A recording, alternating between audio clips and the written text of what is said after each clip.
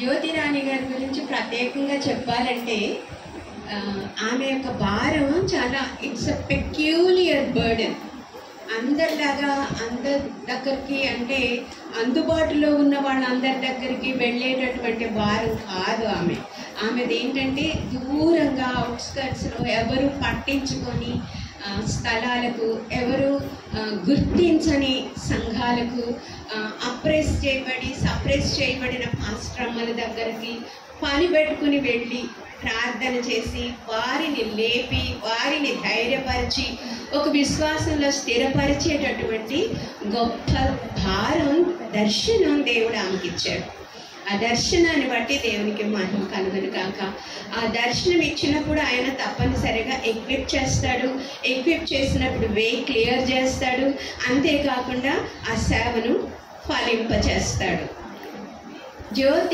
Doctor జ్యోతి గారు అడుగులు వేసే కొద్దీ దేవుడు ఆమెను నడిపించాడు ఒక్కొక్క స్థలానికి. కొన్ని స్థలాలకి నన్ను కూడా తీసుకుని వెళ్ళింది.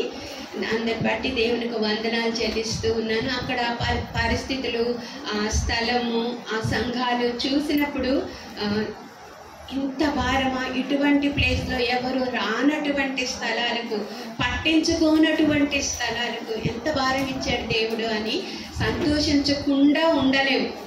అలాంటి భారాన్ని, అలాంటి దర్శనాన్ని ఇస్తూ ఎంతగా విస్తరింపచేశాడంటే ఈరోజు మనం చూస్తున్నటువంటి ఈ సమూహమే సాక్ష్యం. అండ్ మనం విన్న సాక్ష్యాలే సాక్ష్యం. అంతగా దేవుడు ఆశీర్వదించాడు.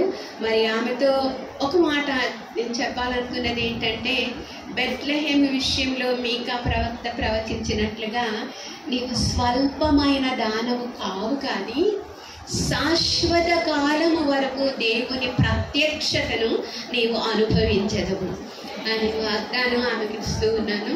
దేవుడు ఈ మాటలు దీవించును గాక. మీ అందరికీ